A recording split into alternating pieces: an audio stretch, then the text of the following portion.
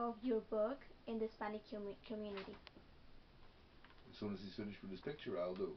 No, he wanted to just film it. He want? Oh, Yeah. that's no problem. The answer is as follows. The Jews have always identified with the persecuted and the mistreated. As a matter of fact, it is said in the Talmud, in our religious teaching, that to save one life is to save the world entire.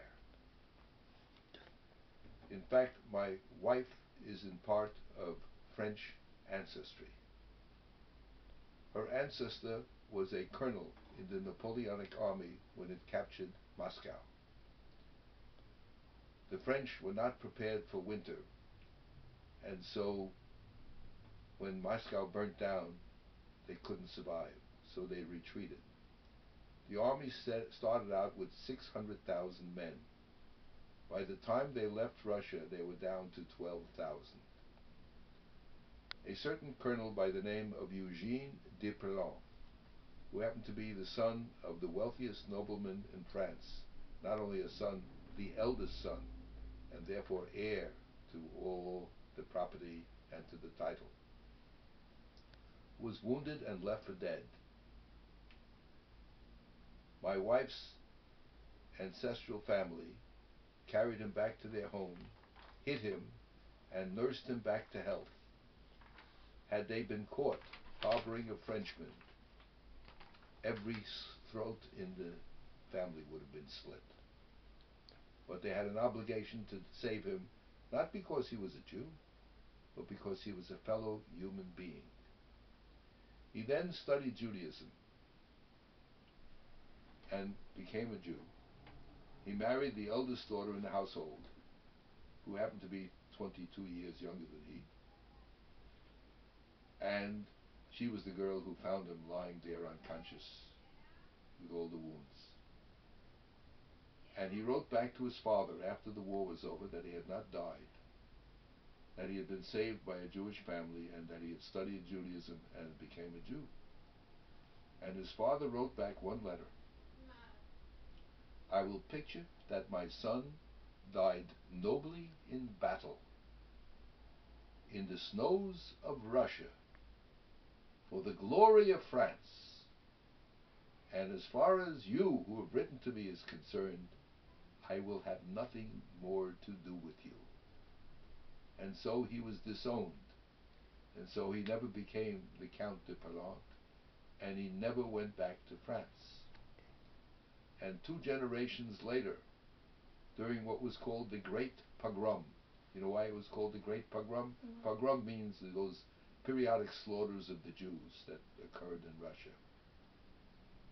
During the Great Pogrom, which was in 1880, see, the Tsar of Russia had been assassinated, and the new Tsar's motto, as per his advisor Pobedezhnetsov, was one Tsar, one Russia, one religion.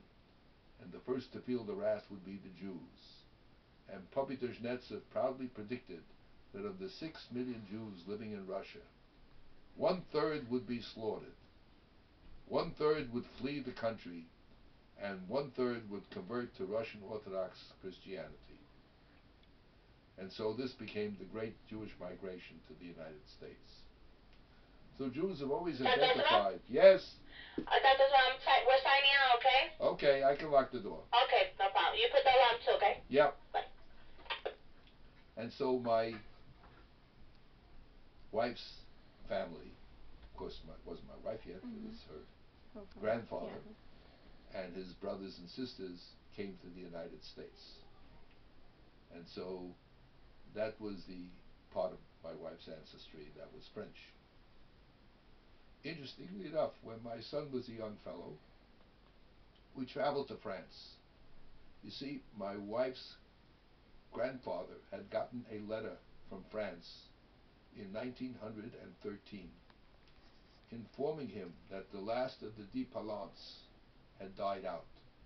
See, he had had a younger brother who then became the Count de Perlon, and so the family was inherited through him, but the last of his descendants had died.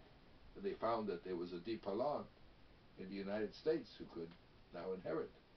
Well, he remembered that his ancestor had been disowned because he had become a Jew. So he wrote back, thanks, but no thanks. He didn't realize that he could have inherited as a Jew.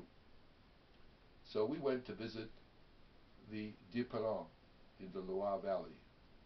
And the house that his ancestral family had lived in had about 56 rooms and had about 10,000 acres of vineyards around it and a winery.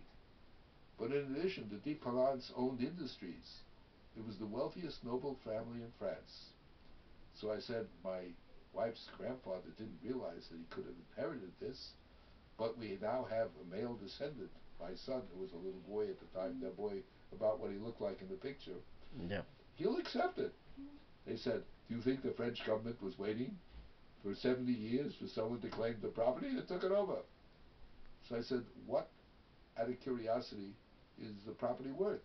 They said, well, that's only a small part. You also own the industries. I said, well, how much is the whole thing together worth? I said, $750 million. That was then. Today would be worth much more. Much more. So we would be the wealthiest family in the world. Of course. Instead, we have my book. That's great.